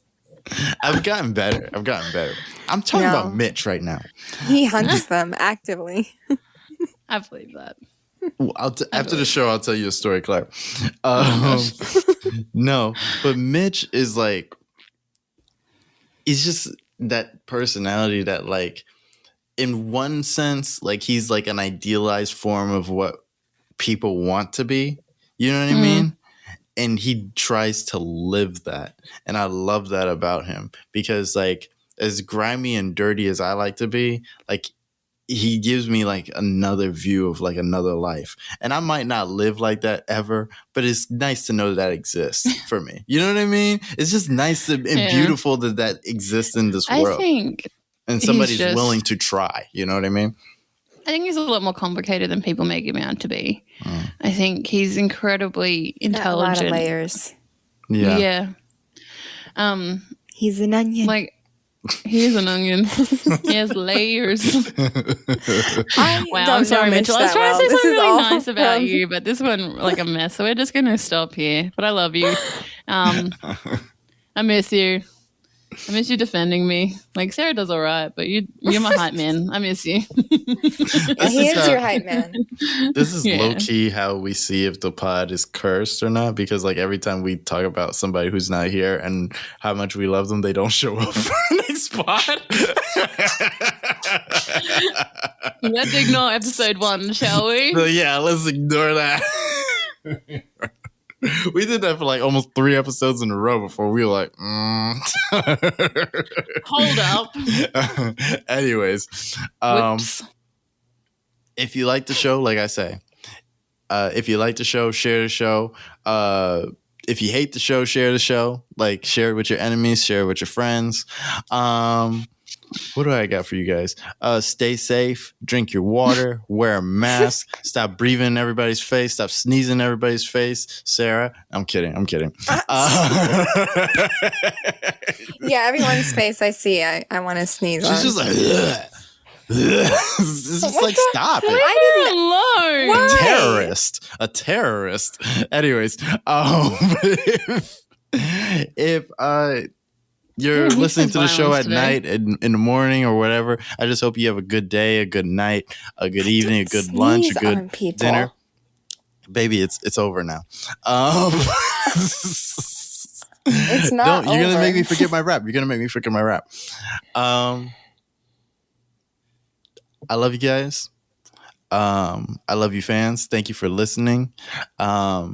Truly, thank you for listening. You guys make the show better every week, and you do actually share it, and you've been sharing it with people. I can tell because the numbers go up every week, and I'm just internally grateful, and we're all grateful here. I don't have anything else. Everything is Gucci. Everything is great. I cry. I hate when you say that. I know. I said that just. It's not Gucci. Gucci is trash. It's not Gucci. It's better than Gucci because Gucci is trash. All right. What about Gucci Mane? I don't know what that is. It's a rapper. Damn, I miss Mitch. Okay. I miss Mitch so much. Anyways. No, everything's good. I had a good cry today. I'm good. Claire, go say bye to the people, Claire. Bye, guys. Have a good week. As usual, please forgive my ignorance. I love you all. Remember to drink your water, take your medication, and look after one another. I love you. Bye. Say bye to the people, Sarah. I didn't do this already. No, you say bye now. You just said this is why I hate my job. Bye to the I'm people. underpaid. Yeah, there you go. That's all you have to do. I'm your host, Logan, and this has been the Milk and Toast Podcast, episode 20. Oh my goodness, that's such right. a big milestone. Right. What a wonky way to celebrate. My ass on here. You're right. But we've been doing this for 20 weeks. We got to get out of here, guys. All right. I'm Logan Macon. This is your host. I'm your host, Logan. Or this is your host. This is your host, Logan Macon. This has been the Milk and Toast Podcast. And we're out. We out. Bye. That's right, bitch. Yeah. Dun, dun, dun, dun, dun, dun. Milk and Toast. All right. I don't know what you were doing.